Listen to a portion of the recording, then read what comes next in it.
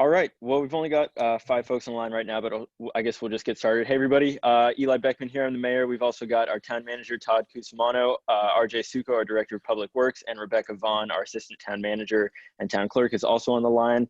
So we're here to answer any questions that anybody's got for us this week. I think before we start, I'll just ask Todd to give us a quick update. A couple, big developments lately. One is obviously the protests that we're seeing around the Bay Area in response to the killing of George Floyd. Those are largely peaceful, but are in some instances becoming violent. Typically after the main protest dies down and, peaceful protesters go home, you see some kind of troublemakers lingering behind and actually causing issues.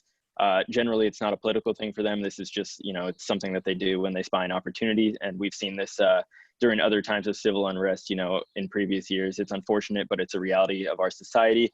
I'm going to ask Todd to speak a little bit to what we're doing here in Corte Madera to make sure that everybody, all our residents in our property, are safe and protected. And then the other kind of big change since we last spoke is that we're now on a path to reopening outdoor dining and outdoor retail. So those are two big kind of steps in our reopening with regards to COVID. So Todd, I'll turn it over to you. Thanks, boss. Yeah, so on the, you touched on it already. We're moving to outdoor dining. You'll see Mill Valley is the first agency. They actually oversaw on the county's behalf the best way to really streamline this process for restaurants and coordinate with the county. Our very own Adam Wolf was part of that team. And so what you'll see on June 9th at our council meeting, something very similar, but it's geared a little bit more to our community because we're a little bit different than Mill Valley in some aspects. But you'll see that coming to the council in an emergency ordinance to basically move that forward immediately. The other thing that we're doing off to the side, but related, is we're looking at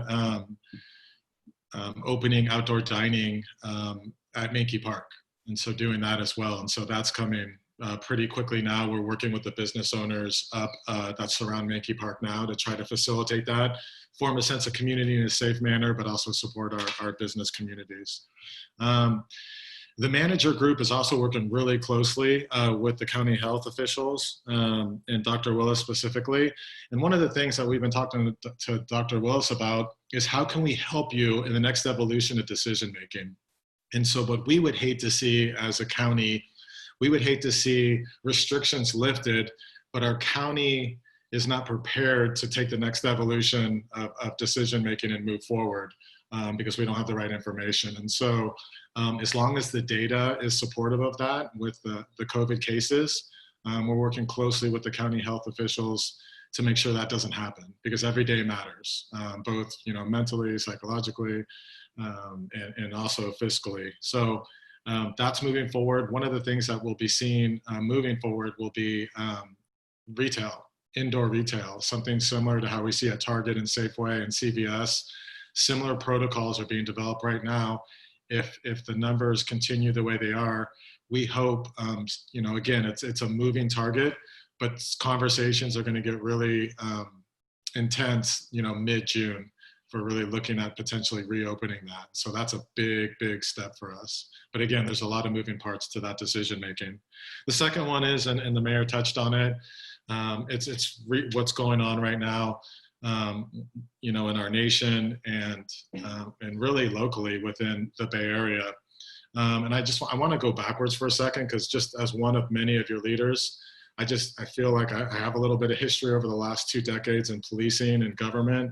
And I think I can't control what happens in the nation, but I'm a human being just like everybody else on this call. And it makes me sick of what has been happening. And here's what really upsets me. This isn't new. Things aren't getting worse. They're just getting caught on camera. And this is a culture. It's developed over a period of years, and it's a lack of leadership and oversight, accountability, and training, and it's unacceptable. And so for every one of us, it makes us angry, and we should be angry. And I think as governmental officials, we have a couple things that we have to make sure that we do. And we have to make sure that we allow people to protest in a safe manner. It's important to have a voice, because if you don't have a voice, nothing's going to change. But it has to be done the right way. And what we're seeing right now, and I'm going to go back a little bit for me, because I want you to know, when you see those Central Marin police officers out there, you need to know what they're about. You need to know how they've been trained and what the expectation of them is. You need to know how we've recruited them, what I, as a chief, you're chief of police for 6 years, what I look for in my police officers and that expectation, and also Chief Norton now for the last 3. And that's not tolerated. We look for traits. We look for traits of leadership, human kindness. You know, we're public servants. We serve you as a community, so we're there to help. And you know, policing is a humanistic type of thing, and so we make mistakes as human, right? We make mistakes, and we constantly do. The important thing is that you learn and you embrace your mistakes, you own them publicly, and then you share with the public what we're going to do to make sure it never happens again. And that's how we're judged. And intent is very important. Making a mistake is one thing, but when you have human intent to hurt someone, that's a problem. And so my first experience was a couple years on as a new officer. It was the Rodney King incident in the early 90s. And that was my first, I was subjected to that. That was my first real major event. And as a new officer, and it's something, and I tell this story because it's something I worry about now. And so when the riots started and the protest and something similar to what's happening now, not quite at the scale, as an officer going into Oakland and San Francisco and being subjected to what you see on video of how people treat you and feel about you as a police officer, whether you're a good one or a bad one, as a young, impressionable officer, it impacted me heavily. And there were 2 ways to go as a police officer. Me against the, you know, us against them, or own it, and what can we do to make sure this never happens again, and own what we control within our communities to be the best that we possibly can be. And I went left. I went that way to be the best I could be. But I could see others that could potentially be, you can only be pushed down so many times, be shot at so many times. And it's that fine line where you got to pull your team in. And that's what we did early on. At the time, it was Twin Cities Police, now Central Marin Police, of talking about it and saying, hey, this isn't okay. So what can we do as a group? What can we do as leaders to not only help nationwide, but to make sure that we walk the walk, talk the talk, and do the right thing home. And we do the right thing when no one's looking, right? We help people, we're public servants. And so as the years have gone on, there have been a number of times as a leader where we've made mistakes. And again, I think that's the important piece when we have these talks.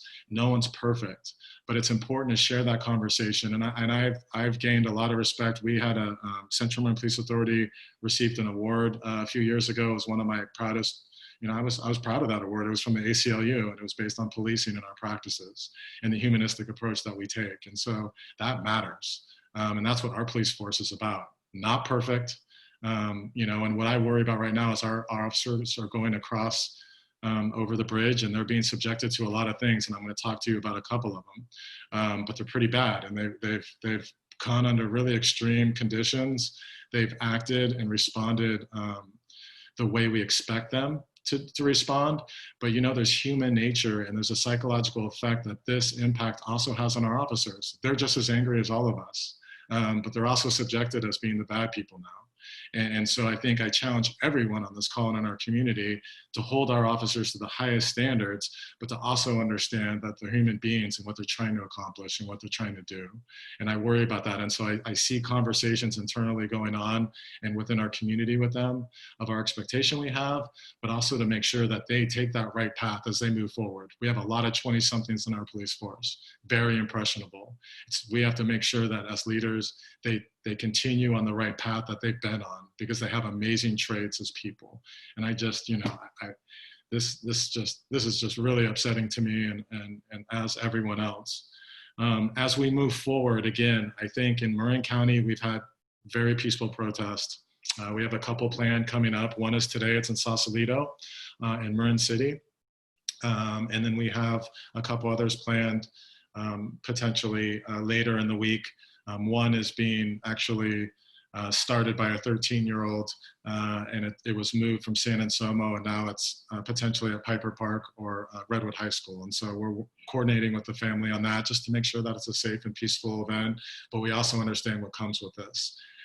What we're seeing in the Bay Area right now is a few things, and it's scary. So we have our peaceful protesters. That's 98% of our communities are coming out with good intentions, come out in the middle of the day as it starts to get dark, they start to go back and be safe and go home. You have a second tier of people within that, and those are the agitators. And there's been a lot of names, informal names, that have been put out there on the internet. I'm not going to give them the benefit of the doubt of giving them a name right now. But those are the agitators. Those are the ones that are behind the scenes pushing the envelope. It's really the unsafe practices, throwing bottles, rocks, hurting people, shooting people, a lot of stuff, behind the scenes. It's a small group. Historically, this group hasn't been as sophisticated as we're seeing this time around. And they've learned over the years. And so that's, and I'll circle back to them. That's their agitators. And the third group is, you see the looting, it's opportunity, right? So you've been out there, you get caught in the moment, and you see an opportunity and you take it, you loot and you do whatever. Okay, so that's nothing new. I don't think I'm not telling you something you don't know. What's scary is that what we've seen in the last few nights is the agitator group, the formalized group. It's a small group, but what they're doing is they're starting to really rally behind the scenes, and then go into other communities, go into those communities, and I'll put a nice word on it, but go into the suburbs, and go into Marin County, potentially go into Sonoma County, Emeryville, Walnut Creek, and you're starting to see social media to that extent. And what happened recently is Walnut Creek got hit 2 nights in a row, and Emeryville did. And what we saw was, you recently had, as an example, 72 Dodge Chargers, Hellcats were stolen from a San Leandro parking lot dealership. And 3 to 4 gun dealerships were also broken into. Over 300 guns were taken within a couple nights. What then we saw was people were driving around in 80 to 100 deep in multiple vehicles, going into Walnut Creek and Emeryville into shopping centers just like ours, and going in and just destroying it. Their intent was to loot, catch it on fire, just cause mass chaos. Our officers were actually on the scene in Emeryville on one of the nights that this happened, and it was extreme circumstances. Major damage was done. As this happened, we started to get some information, and again, it's hard to tell. It's a moving target, but if you look at Marin County, and there's been some statements on social media, let's go to Marin. And if you go to Marin County, our corridor is very unique. It makes us safe in some ways because there's only so many ways in and so many ways out. So as a police force, you can do certain things, and I'm not going to give tactics on this call, but there's absolutely a lot of things that we can do as law enforcement. But as you come through the corridor, you have Larkspur with, out from the ferry terminal, that shopping center, you have Bonner Center, and then as you come down 101, you have Town Center and the Village Shopping Center. And those are historic regional shopping centers. They have historic meaning in times like this. And so if you had to do a safety analysis and said, okay, if Marin County was going to be targeted, what types of places would be targeted if we look at what's happening in the East Bay and the South Bay? And it's our area.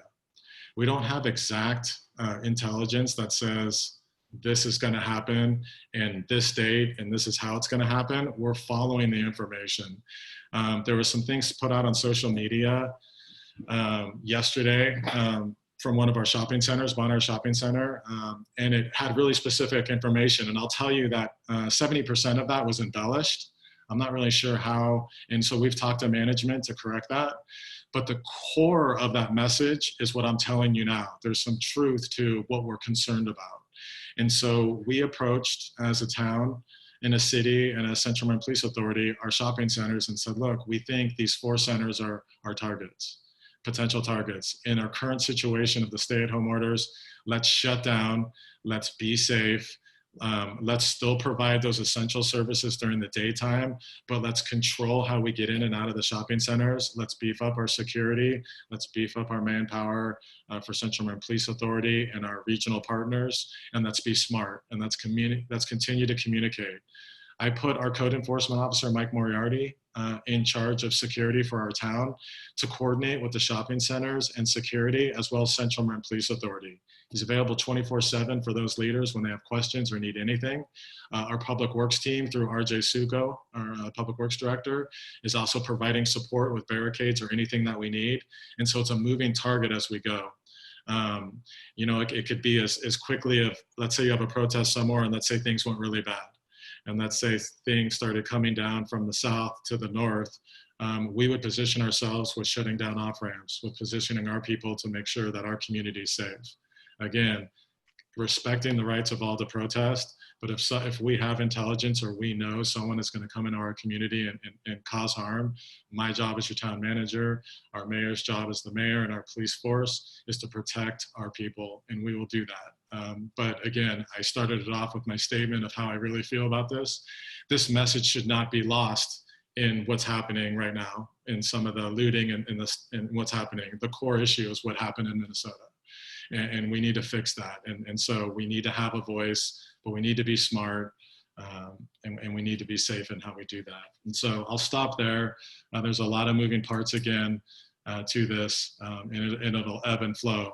I know some cities have put out information in their communities, and I think it's dangerous to send a message of what the underlying movement of we're going to keep people out of our community, because that's not what this is about. You know, we're all human beings and we need to love and support each other. And so I want to be careful with what I'm saying and what others have said. And so the message is exactly this. And I thought about how we would put something out, and I just wanted to use my words and be sincere and humble and kind, and be straight up honest with how I feel and what we're doing, and to engage our community, you know, 15 at a time.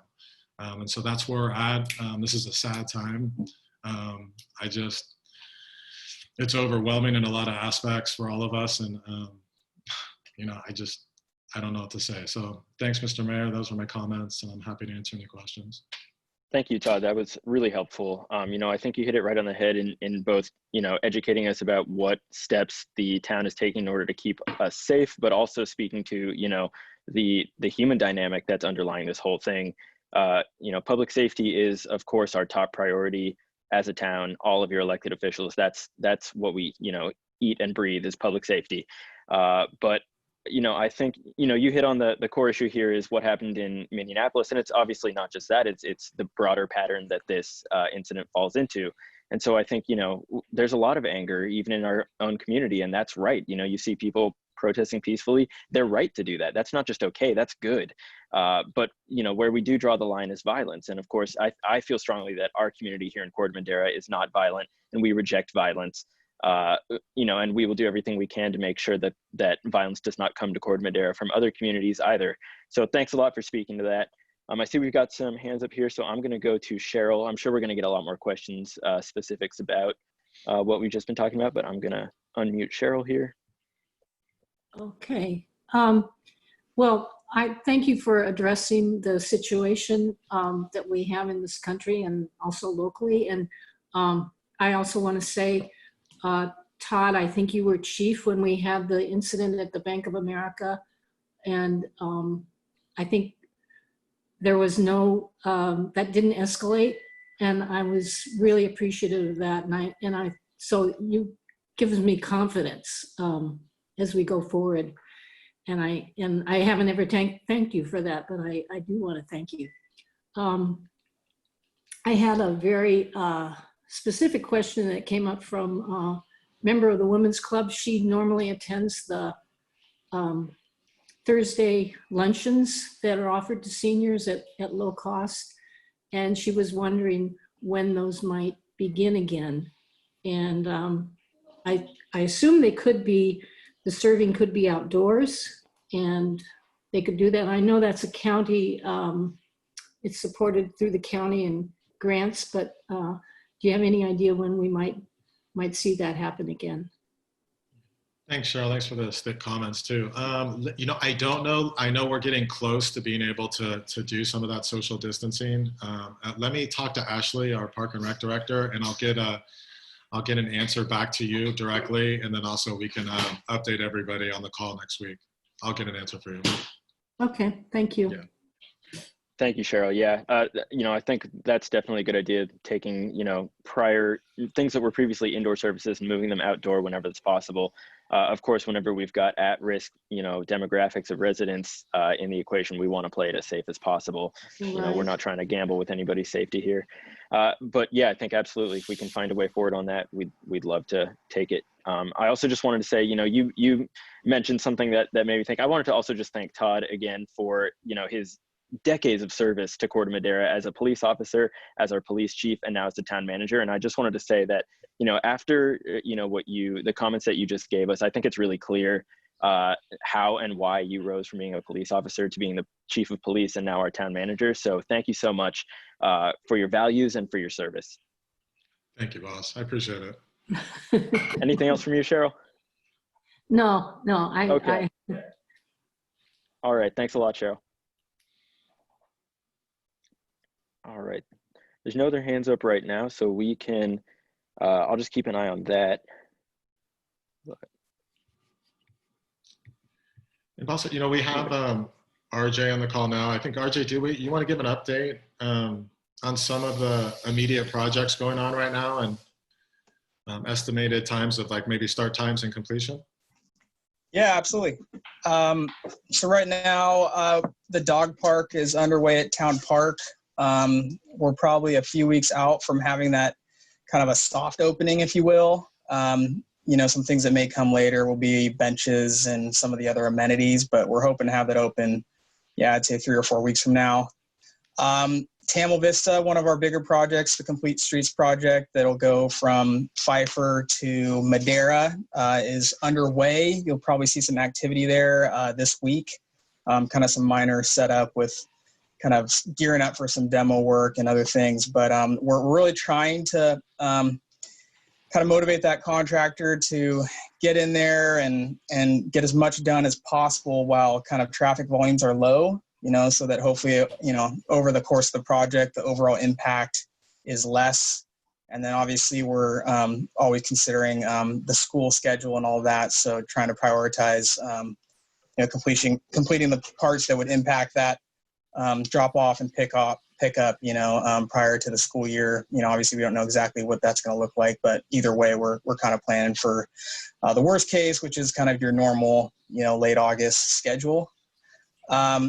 We've got another accessibility project that is about 65 curb ramps that will also dovetail with slurry and preventative maintenance on a bunch of roads. So that's about 20% of the town road network that'll get a treatment this summer, and that'll vastly improve our road network.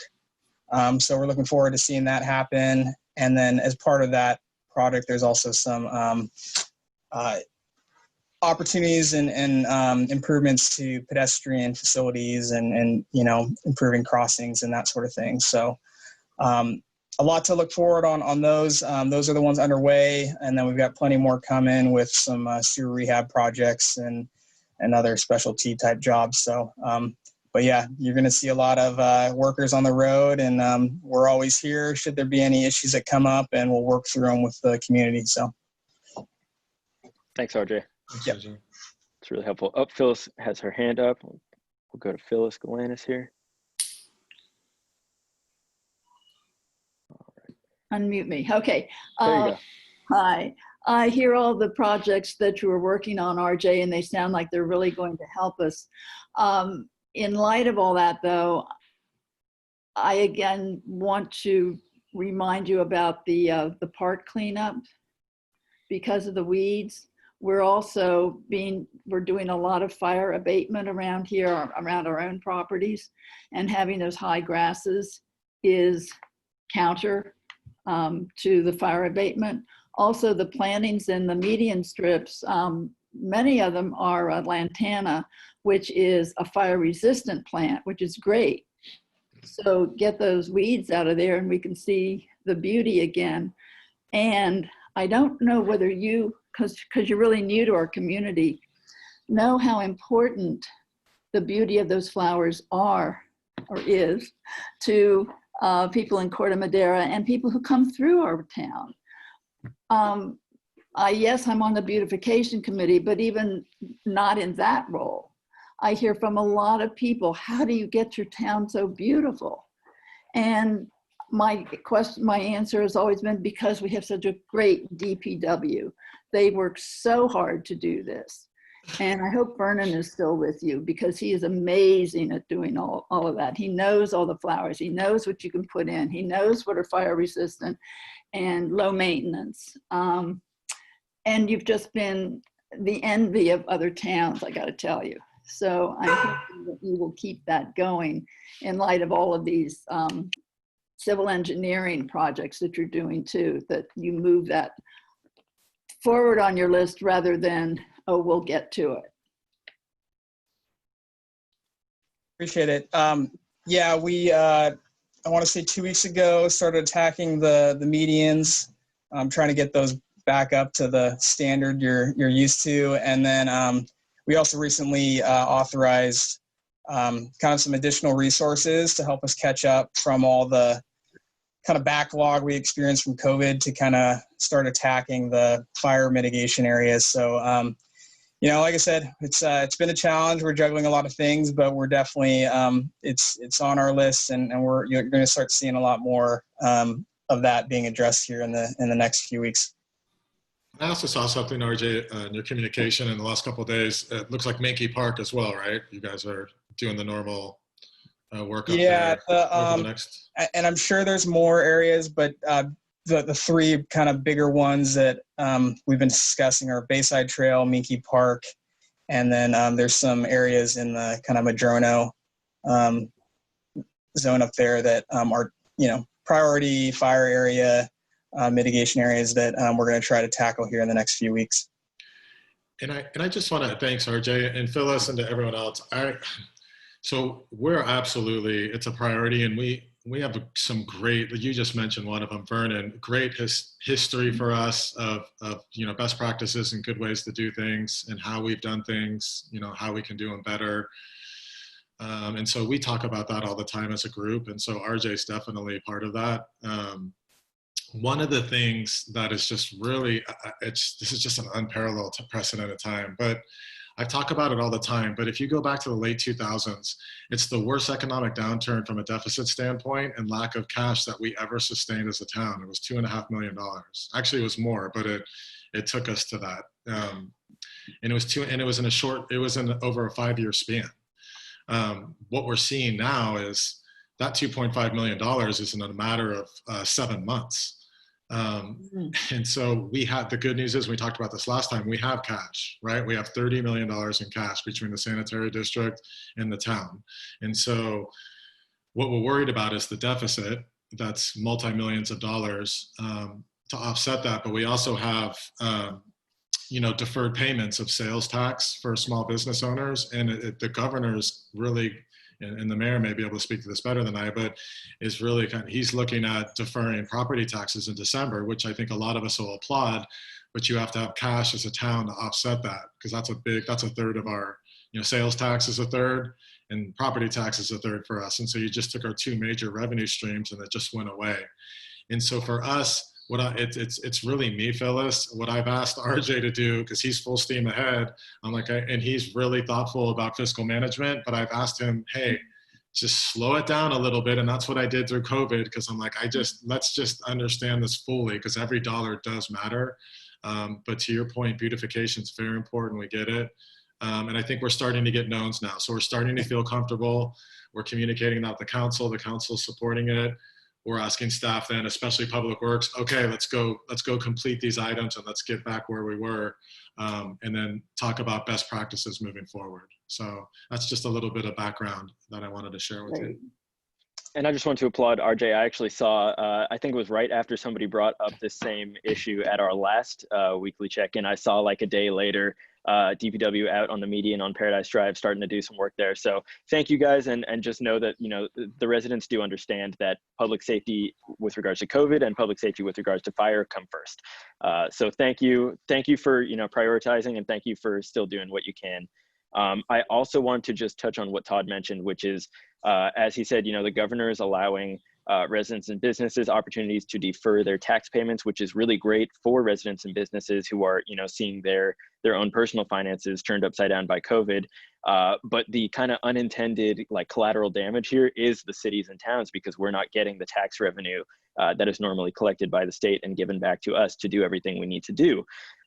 So we're working right now with, our state senator, assemblyman. We're trying to coordinate with the state here and make sure that some of the hundreds of millions of dollars that the state of California has gotten from the federal government through the CARES Act, we're trying to work with the state to make sure that some of that comes back to cities like Corte Madera, towns like Corte Madera, so that we can keep doing what we need to do. We're actually working right now on a letter that we're going to send to our state assembly member and our state senator, just to kind of try and drive that point home that, look, we totally applaud what you guys are doing with allowing businesses and residents to defer tax payments, but please don't forget about the cities and towns that, are still on the hook for providing services to residents and need money to do that. Anyway, Phyllis, did you have any other questions for us? If I could add, Oh yeah, please. So yeah, Phyllis, I wanted to just kind of give you a heads up that we'd love your help and the other beautification committee members to kind of help us really record and document what are the areas that we've done historically, which ones are the most important. One of the things we want to do is create or start a conversation, and it's probably a couple months out just because we're playing catch up with other things. But, when we look at, I've been comparing budget notes with other agencies in Marin, and, we're spending more than the average by quite a number. And so we want to dive down a little bit, understand that, and then just have a conversation and make sure that we're, we're happy with, the costs and the results, and just kind of see where it goes and present some options. RJ, in light of all that, since you mentioned the BC as well, we would like, I'm so sorry, we would like to invite you to our next meeting. If that's going to work out with your schedule, we'll be in contact with you. Our next one should be hopefully sometime this month, because then we can show you also where the important areas are. You mentioned the median strips, San Clemente Park, which is called the Bayside Trail. Those are major because they're in view for everybody who comes around, and they're important again because of the fire mitigation. So this is a prime concern for all of us.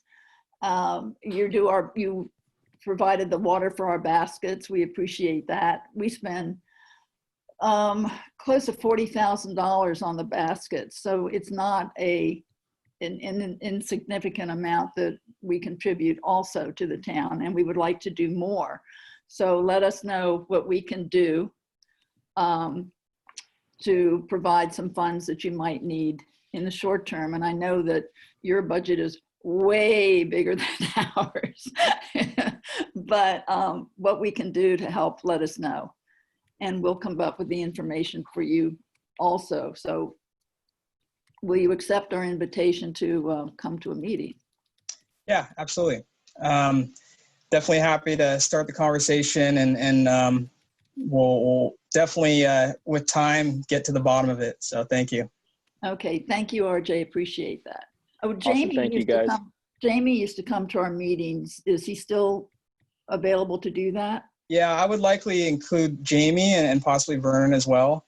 Oh, Vernon. But like I said, this I envision this being this is going to be a time-consuming effort. So although I definitely will start the discussion, we need to kind of tackle a few other things as well. So it might be us really diving in toward the later part of the summer on this, but we can start the introduction. All right, guys, we're gonna move this along.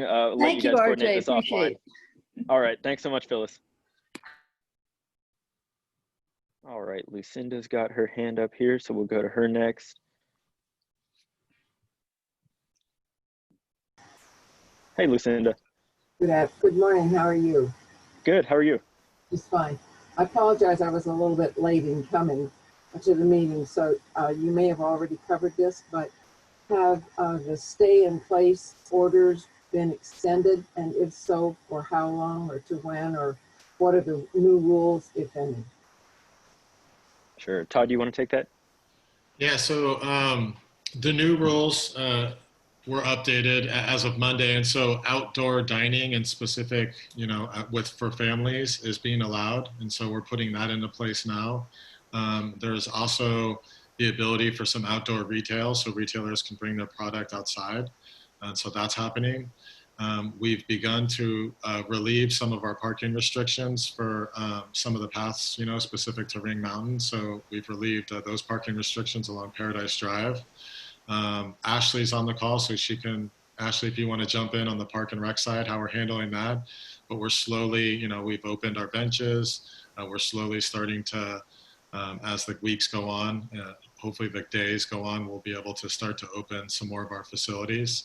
And then, towards the middle of this month, towards the end, you'll start to see some really heavy conversation about indoor retail, something similar to how, we handle CVS, Safeway, Target. So that's what's going on, and Ashley's on the call. And go ahead, Ash, take it away. Sure. So parks related, parks orders will continue to come out every 2 weeks. That is Dr. Willis's schedule for releasing things. As of right now, the June 1st was kind of a pivotal one for us. It reopened most of our areas. It did specify that, areas like GGNRA, so the Golden Gate, as well as some other areas could elect to keep their areas closed. So that's why Muir Woods is still closed in areas of Tennessee Valley and Tam Valley.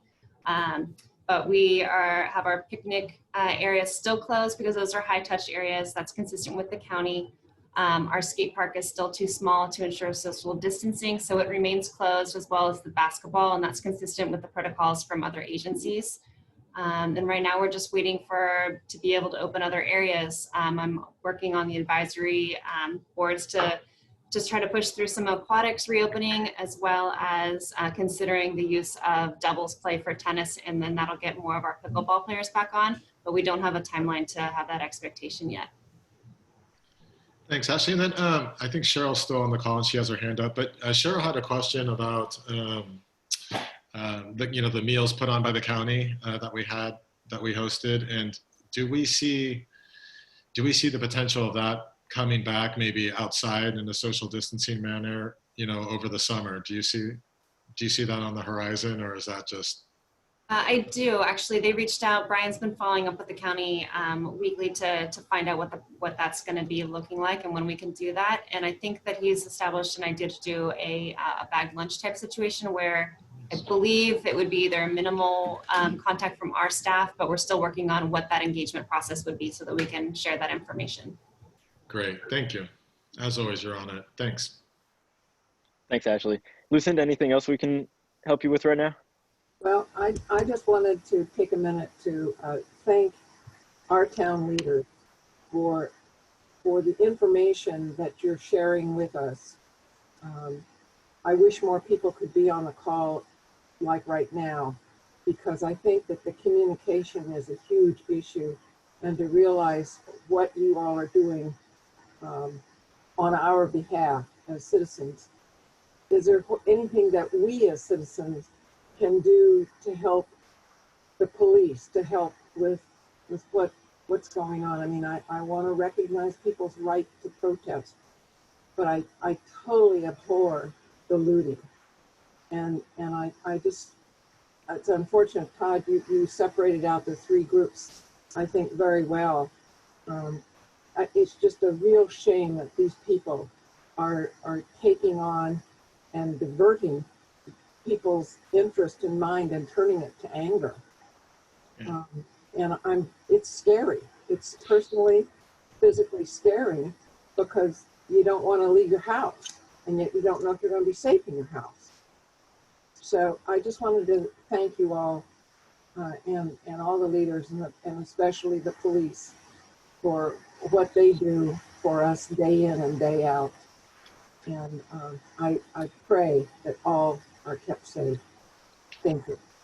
Thanks, Lucinda. Absolutely. I mean, our police have been outstanding, both in what they're doing to keep us safe in this time, and also in I don't know if you saw the message that Chief Norton put out. He just put out a really thoughtful message earlier this week, or I think over the weekend, just kind of acknowledging, you know, how unacceptable, you know, the incident in Minneapolis and the whole pattern that it falls into, how unacceptable that is. And it's so, you know, it's a breath of fresh air really to see the values of the Central Marin Police Authority put on full display like that. And I think, you know, all Corte Madera residents should feel really proud to know that we are served by a police force who are not only dedicated to keeping us safe, but are dedicated to justice and social justice and fair, compassionate policing. So I think, you know, that is just something that's really special to us in our community here. And I, you know, thank you, Lucinda, for acknowledging the great work that our police do, because I think we all agree with you. Thank you. I'm done. Thank you. Thanks, Lucinda. All right, we'll go to Cheryl's got her hand back up. Okay, Hey, Cheryl. well, I want to turn to, and I don't know if RJ is still there. I wanted to turn back to an infrastructure issue. There was talk about putting a rapid flashing beacon, I think, and changing the crosswalk configuration at Monona and Madera. And I wasn't at the BPAC meeting where that was discussed. I hope that project is put on the back burner so it could be looked at again later. I don't think the project, as I learned about it, really addresses the problem, because I think the problem, it's not just the sight lines. I know the sight lines are poor there for the crosswalks, but it's also the speed of the cars that are going on Madera. And if we can reduce the speed, then it changes the sightline requirements. So anyway, I would like that looked at again. And since we are going into a period of financial constraints, that maybe we just put that on the back burner. And Sorry, Cheryl, you said Monona and what? Monona and Madera. Okay, thanks. Basically in front of the town center. Yes, they're the two crossings. They are included in our accessibility improvement project, and that section of pavement is also scheduled for a slurry seal. So that's kind of the reason for kind of moving it forward. Definitely happy to meet with you and any other concerned residents. We can talk about all the kind of geometrics and technical reasons for what we're doing, but we are trying to shorten the crossing length, add in the RRFBs, the rapid flash beacons.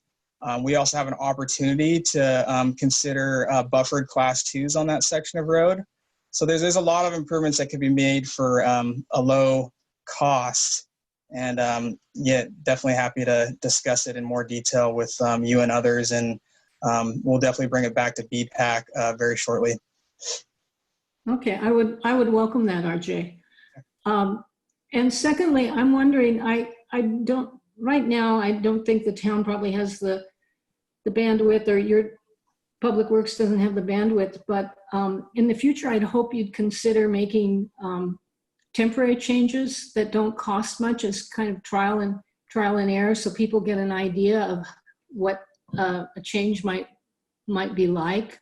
I don't know if that could have been done for the roundabout at Madera and Tamil Vista. That's kind of a high volume intersection, but I was thinking a temporary roundabout could be tried at, I think it's Lakeside and Mohawk, I believe.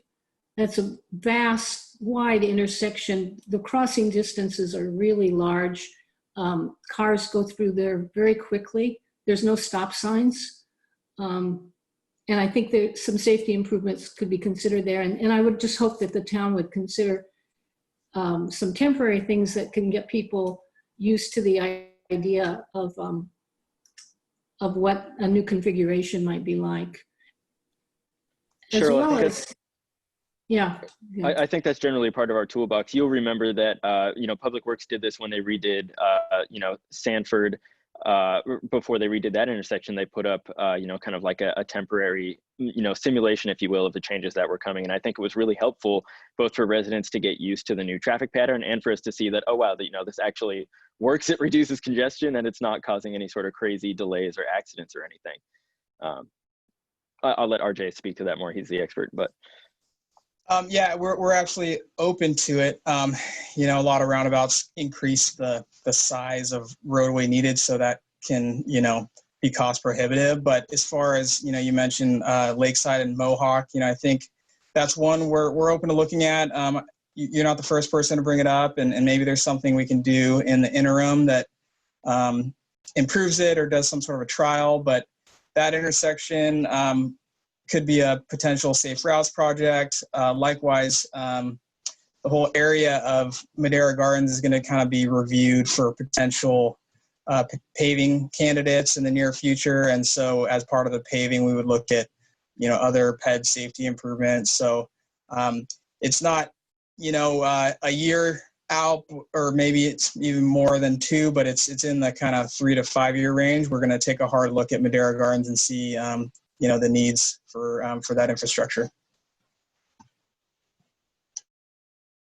All right, thank you, RJ. Cheryl, anything else we can help you with before we move on here?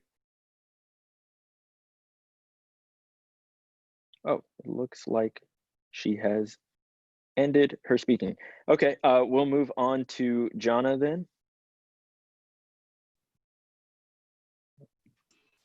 Hi. Hey, Jonna. Hi. I wasn't really going to speak, but since you don't have a lot of other hands up, I will ask this question. Maybe RJ could swing back in too, because it involves public works. The Corte Madera Community Foundation is considering several options for another major project. We have not done a major project since the Town Park Plaza's shade trellis was finished, and we'd like to start moving forward on another project in partnership with the town.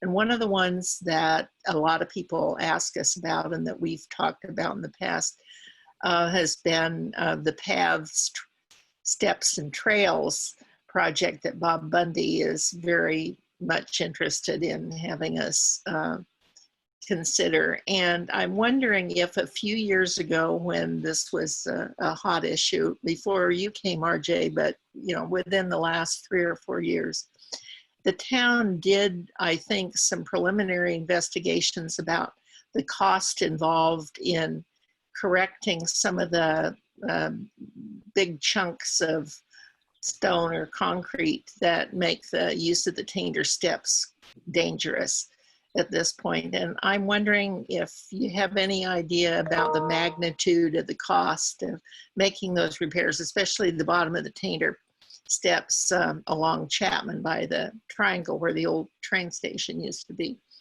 And as you may not know, if you haven't been involved in these discussions, I think there was a finding made that they would not have to be brought up to current ADA standards because they are an historic structure. And I would like to have that clarified, maybe through the town attorney as well. So I'm just throwing that out there, not asking for any particular response at this time, but hoping that in the next couple of weeks, we might be able to get some kind of status report on whether the town has still got that on the back burner or whether it's worth us trying to pursue as a partnership project with the town, with the Corte Madera Community Foundation. Yeah, I can just touch a little bit, probably a little more generic. You know, when steps, lanes, and paths, kind of each one has its own set of maintenance responsibilities. So we got to look at that as we talk about specific paths. And then anytime you get into historic and building code, those are the other challenges. You know, if those steps aren't the proper height, you know, are you required to bring them to the current standard? And then likewise, historic is its own thing that it really requires a specialty person to make that determination. It's hard for, you know, someone at kind of a staff level to make that call. So we would have to invest in that report to really determine if it's historic or eligible to be historic, which is more basically the same thing. So yeah, we can discuss that further. But yeah, that is a big challenge on any types of projects like that. Yeah, and I know, have you walked the Taylor steps, RJ? Yeah, I've seen, I actually haven't gone up and down it. I have seen a number of pictures. I think there could be an opportunity to maintain that, even if it is historic, maybe do it in a way that maintains the historical element without being a large undertaking. Yeah. And then for now, we've kind of been, as we have free time, sending our maintenance staff up to various substations and paths to make kind of your simple repairs. It's a couple guys every couple days a month, just as they have some free time. But yeah, if Tanner Pass a priority, we can start moving that forward and taking a closer look. That's something we could probably walk and just give an initial assessment to the foundation of what we think, maybe a couple options to consider. Okay. I know that has been a long ongoing conversation, and if we have the opportunity to join a partnership with the foundation, we may want to see what our opportunities are. Okay. Yeah. No, that's Awesome. added Thank to you, your guys. list of Jonna, anything else for us? No, that's it for today. I appreciate just kind of getting it on the long list. Yeah, Again, thanks for putting it on our radar. Or if you have any other things in mind that might be appropriate for a partnership project between the town and the Corte Madera Community Foundation, we'd be interested in having that conversation as well. Fantastic. All right. Thank you so much, Jonna. You're welcome. Thank you for having these Our weekly pleasure. conversations. I think they really are valuable, and I wish more people participated, but maybe there's a benefit, a rippling benefit for those of us who do listen, and we can tell other people what was talked about. Right. I can tell you, I'm certainly telling every resident who, reaches out to me these days. I'm like, by the way, Tuesdays at 11. Yeah. So, yeah. All right. Thanks, Jonna. Take care. You too. All right. Patty's got her hand up. Go to Patty here. Hey, Patty. Good morning. First, I want to say how moving I thought Todd's comments were. It brought me to tears. So I do appreciate having Todd and you leading our efforts and being the heart and soul of Corte Madera. I want to go back to the comment about Sanford. It's true that doing it as a trial did help both set the mind of the residents and prove that the concept worked. But since moving the crosswalk, it's moved into a dark area. And in the olden days, in February, when I was driving, I could come around the corner and not see if there was somebody in the crosswalk because it was dark. So I wondered if there's any thought to putting some lighting there. I know that we've got the flashing thing if people turn it on.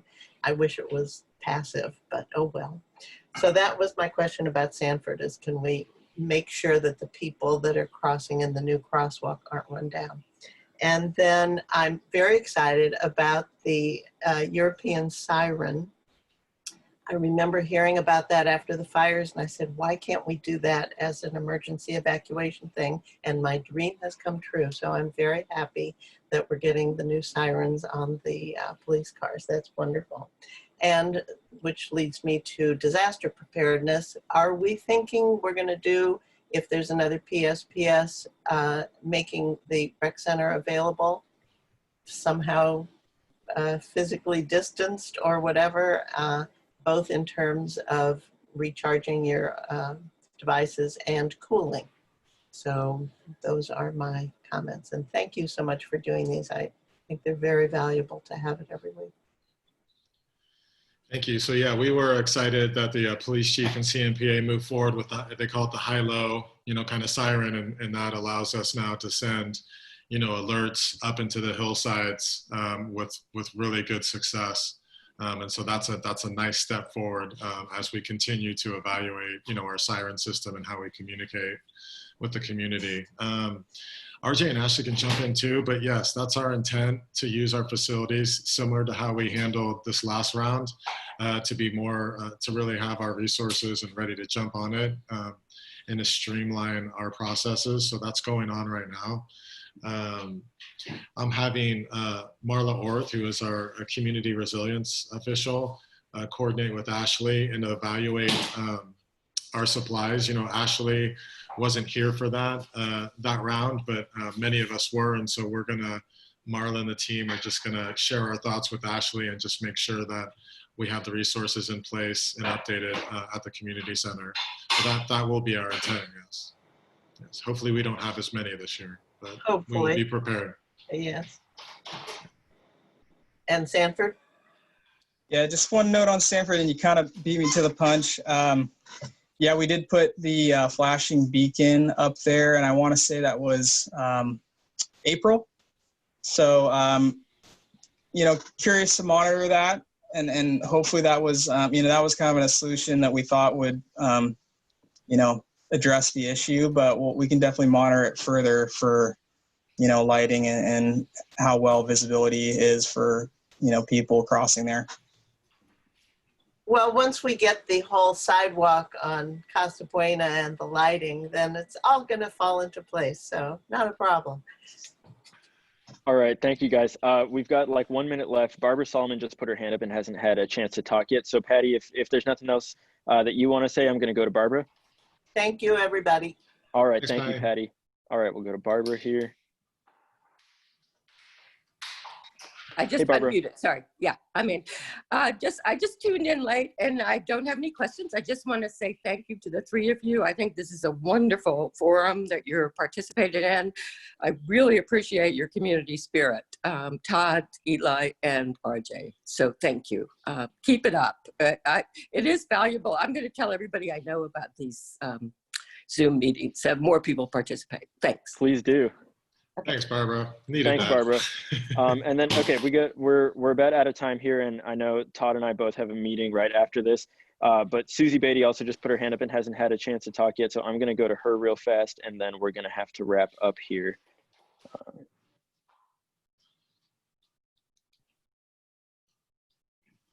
Can you hear me there? Yes. Yes. Hi, Okay, Susie. Thank you.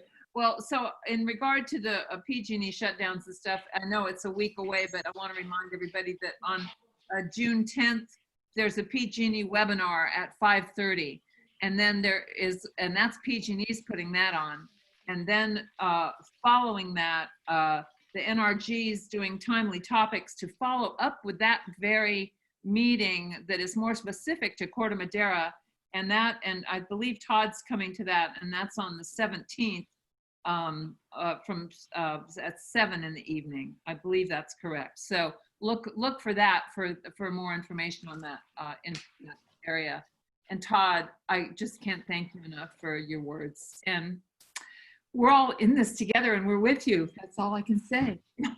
It's a Thank hard, you. and you know, we love our team in town. So thank you guys, all of you, so much. Thanks, Susie. Thank you, Appreciate Susie. it. All right. Okay, we are out of time here. I see that there's still a few hands up, only from people who've already spoken. So I don't know if their hands are just still up. But if you have anything else for us, please feel free to email us. Todd and I are both going to have to go jump on a meeting right now. But thank you, everybody who participated. Thanks all the residents that came and asked questions. Thank you to our fantastic staff for answering those questions. And we will see you next Tuesday. Bye, everyone. Thank you.